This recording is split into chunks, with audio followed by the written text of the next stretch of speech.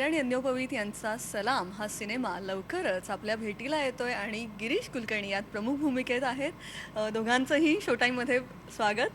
Thank you. Girish, यंदाचं वर्ष काय, तुमचं युनिफॉर्मचं वर्ष आहे का? आधी पोलीस, मग पोस्टमन असं काही आहे का? हो, असावा बहुधा, माहीत नाही. तरी तो अजून एक हिंदी सिनेमा आहे त्याच्यात पण आणिक एक युनिफॉर्मच आहे. पण युनिफॉर्मपेक्षा सुद्धा मला असं वाटतं की युनिफॉर्मच्या आतली माणसं हीच फार महत्त्वाची आहेत. म्हणजे विशेषतः या आपल्या चित्रपटातला जो माणूस आहे त्याचं युनिफॉर्मच्या आतलं माणूसपणच या सिनेमामध्ये अधोरेखित करण्याचा प्रयत्न केलेला आहे. पोलिसाच्या भूमिकेत तुम्ही पहिल्यांदाच दिसताय. हो, हो. म्हणजे खरी गोष्ट पोलिसाच्या भूमिकेत आणि पोलिसांचं पोलीस म्हटलं की एक निश्चित ढोबळ चित्र असं तयार होतं, जी एक पूर्वपीठिका आहे आपल्या मनामध्ये, पूर्वग्रह आहेत काही आपल्या मनामध्ये.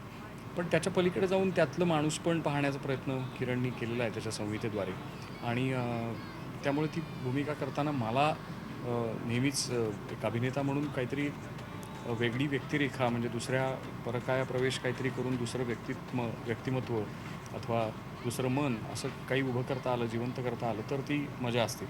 तर त्यामुळे तसं पुरेसं खाद्य ह्या सिनेमामध्ये त्यांनी मला दिल्यामुळे पण तू जसं म्हणालीस तसं मुख्य एका परीने चित्रपटाचा नायक तो आमचा छोटा मुलगा आहे, दोस्त आहे आणि त्यांनी बहारदार काम केलं आहे.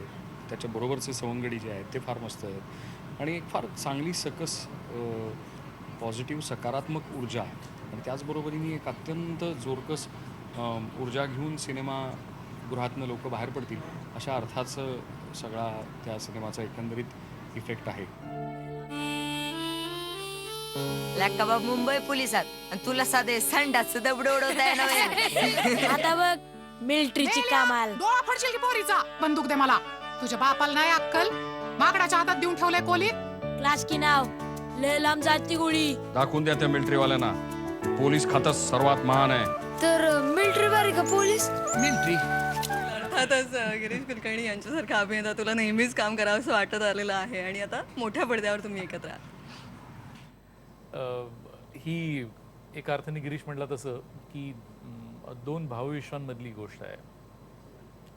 13-14 वर्षाचं मूल आपल्या बापाकडे एक सुपर हिरो अशा नजरेने पाहत असतं आणि त्याचा बापही त्या मुलाकडे एक वेगळ्या नजरेने पाहतो. ती जर बापाला नजर मिळाली त्या मुलाचं मूलपणातून प्रौढपणाकडे जाण्याची ती सगळी धडपड हेरण्याची, तर एक बाप मुलाला काय सांगू शकेल.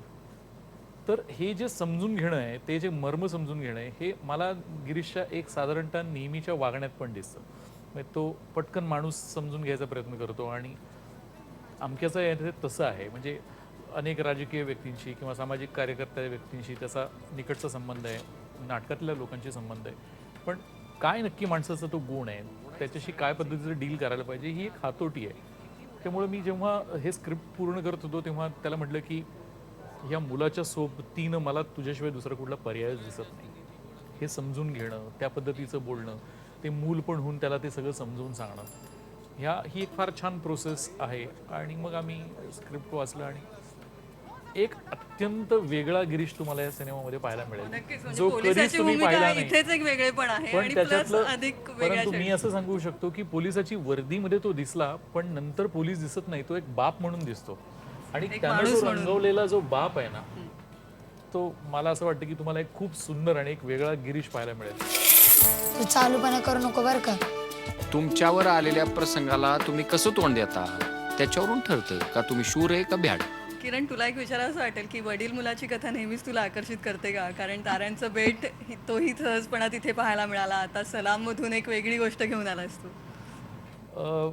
खरं तर हा पाठोपाठ येणारा दुसरा सिनेमा नाही, याच्या अगोदर एक दुसरा कुठला तरी मोठा प्रोजेक्ट आम्ही करत होतो.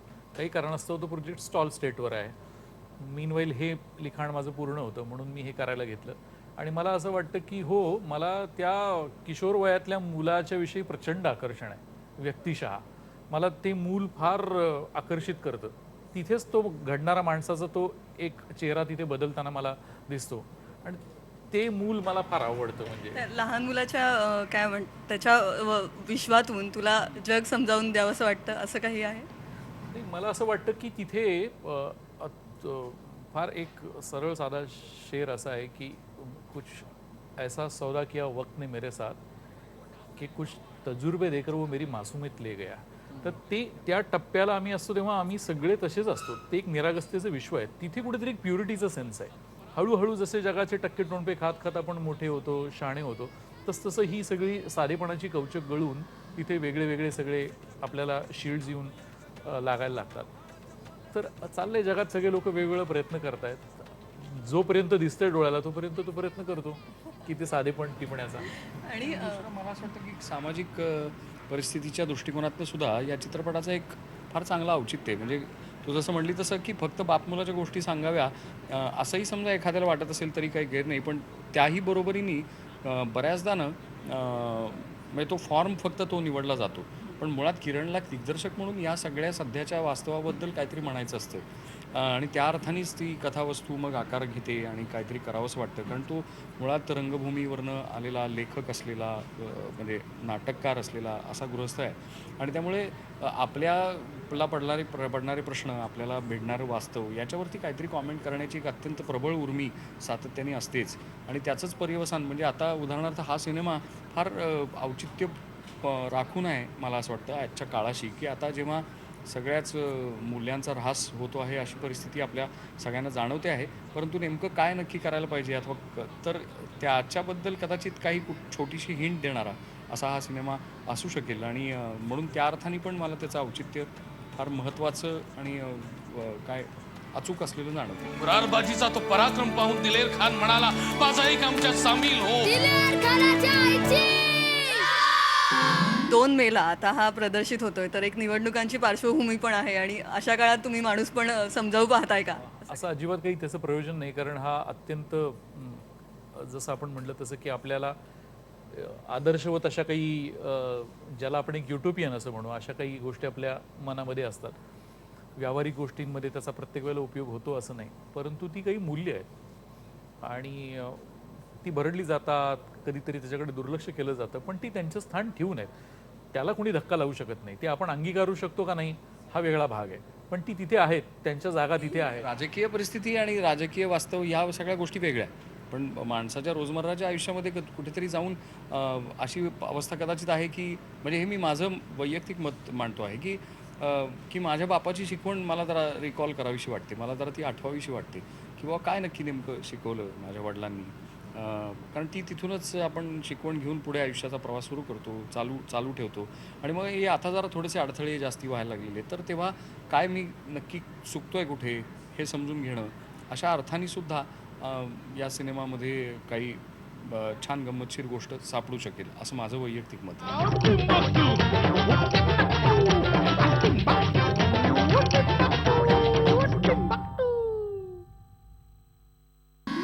परीक्षेच्या कचाट्यातून लांब एक गाव, आभाळाच्या पाल्याड त्याचं टिंबकटू नाव.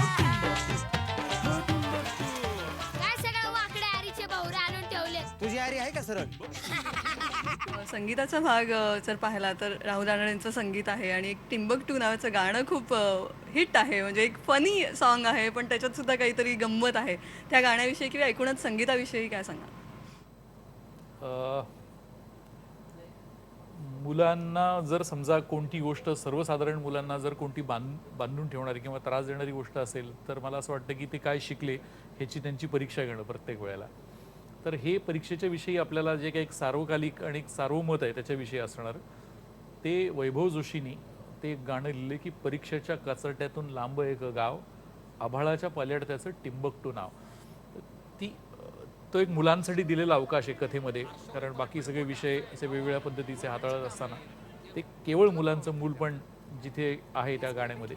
गिरीश आणि विवेक असे 2 नॅशनल अवॉर्डी माझ्याकडे ॲक्टर्स म्हणून, म्हणजे इथेच एक मोठी जबाबदारी असल्यासारखं आहे या दोघांसोबत काम करणं हे. कारण तुम्हाला महत्त्वाच्या निर्णयापर्यंत दोन्ही ॲक्टर्सना घेऊन जाणं, त्यांचे स्वतःचे एक इंटेलिजंट ड्राईव्ह असतात, त्यामध्ये त्या सगळ्या गोष्टी चांगल्या पद्धतीने आणाव्या लागतात. हा एक तसा भाग आहे. याच्या सोबतीला, या दोघांच्या सोबतीला अनमोल भावे आमचं जो साऊंड ध्वनी संयोजन आरेखन साऊंड डिझायनर म्हणून काम करतात, तोही नॅशनल अवॉर्डी आहे. असं माझ्याकडे आमच्या टीममध्ये 3 नॅशनल अवॉर्ड आहेत असं मला अभिमानाने सांगता येईल. विवेक आणि तुमचे सीन कशा पद्धतीने रंगले? फार तो खऱ्या अर्थाने म्हणजे काय म्हणतात त्याला, अतिशय त्याचा इनोसन्स फार मस्त बरकरार ठेवून आहे तो त्याचं वय जगतोय. त्यामुळे तो खूपच नॅचरल होता, नॅचरल इन्स्टिंक्ट्सनी तो काम करत होता. त्याला फारसं काय अभिनय सच करायला लागला नाही आणि ही त्याची समज अभिनयाबद्दलची खूपच चांगली आहे. त्याला तांत्रिक जाणीव उत्तम आहे आणि त्यामुळे साहजिकच त्याचं नॅशनल अवॉर्ड त्याला असणं हे तो अगदी सार्थ करतो आणि त्याच्याबरोबर काम करण्याचा खूप मजेशीर. आणि होतं काय की फार वेगळ्या पद्धतीने कम्युनिकेशन तुम्हाला करावं लागतं कारण त्याचं भावविश्व ही फार वेगळी गोष्ट आहे. जनरेशन्स फार वेगवेगळ्या भावविश्वांमध्ये जात आहेत आणि ते तुम्हाला जर साधता नाही आलं, सांधता नाही आलं जो पूल, तर मग अवघडून बसतं. पण सुदैवाने आमची पहिल्या दिवसापासून अगदी फार मस्त बहारदार गट्टी झाली.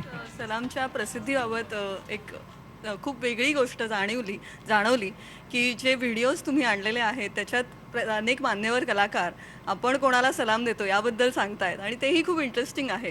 तर यामागे काही विचार होता वेगळा काही? एका चांगल्या पद्धतीनं माणसांकडे बघण्याची जीवनदृष्टी हा सिनेमा दाखवतो. तर तसंच माझं सगळ्यांची आपापली आयुष्य खूप छोटी आहेत. कुठेतरी एक अशी कुठेतरी गोष्ट होते, एखादी घटना घडते, एखादा माणूस भेटतो की आपल्या छोट्या जीवनाला काहीतरी एक वेगळा आयाम मिळून जातो. म्हणून त्याची ती एक कॅचलाईन करून ठेवली की माझ्या छोट्या जगण्याला मोठा अर्थ प्राप्त करून देणाऱ्या प्रत्येकास. नक्कीच. आणि याच थीमवर मी आता गिरीशना विचारते हा प्रश्न की तुम्हाला असं कोणाला सलाम करावा असं वाटतं? अनेक लोकांना सलाम करावासा वाटतो आणि जसं मी माझा पण छोटासा व्हिडिओ त्याच्यामध्ये आहे, त्याच्यामध्ये मी म्हटलं की आजपर्यंत मला ज्या माझ्या गुरुजनांनी हे शिकवलं की येणाऱ्या प्रत्येक माणसामध्ये काहीतरी अप्रूप पहा आणि ते आपल्यामध्ये काहीतरी मुरवायचा, झिरपवायचा प्रयत्न कर, हे ज्यांनी शिकवलं त्यांनाच पहिला सलाम. आणि ती माझी आत्या आहे की जिने मला वाढवलं, मोठं केलं. तिथपासून ते माझी मोठी बहीण आणि मग शाळेतले अगदीच मला सगळेच पाठ आहेत नावं त्यांची, परंतु खूपच आहेत असे सगळे गुरुजन. आणि तिथपासून मग नाटकातले सवंगडी, सोबतीने काम करणारे कलाकार, सिनेमाच्या निमित्ताने ज्या ज्या ज्येष्ठ लोकांशी संपर्क आला ते सगळे वेगवेगळ्या क्षेत्रातले ज्येष्ठ लोक, म्हणजे मोहन आगाशे, दिलीप प्रभावळकर, ज्योती सुभाष, तर आमचे अगदी म्हणजे प्रसिद्ध आणि अधिकृत मेंटॉर्स. अनेक गोष्टी शिकता येतात आणि त्या शिकत तुमच्या काठीची बांधत जायचं असतं, समृद्ध होत राहायचं असतं. त्यामुळे या सगळ्याच लोकांना कडक सलाम आहे. नक्कीच. गिरीशने आता तुझ्यासारख्या अँकर्सना सुद्धा, मीच तुम्हाला सलाम करते. इतकं प्रसन्न राहून सगळ्यांची बोलायचं, काही वेळा म्हणजे काय म्हणता येईल त्याला, काही विरुद्ध घडणाऱ्या गोष्टी सुद्धा आतमध्ये जिरू अगदी आणि सस्मित मुद्रेने सदैव आणि सततच म्हणजे मौजेचा विषय आणि हे शिकण्यासारखे. सो टू यू टू सलाम हा मीच तुम्हाला देते. आणि नक्कीच शो टाईममध्ये आज इतक्या आपुलकीने तुम्ही दोघंही बोललात त्याबद्दल खूप धन्यवाद आणि सलामसाठी मनापासून शुभेच्छा. एका सहज सोप्या गोष्टीतून मोठा अर्थ सांगणारा सलाम लवकरच आपल्या भेटीला येतोय. शो टाईममध्ये आज इथेच थांबूया. पाहत रहा IBN लोकमत.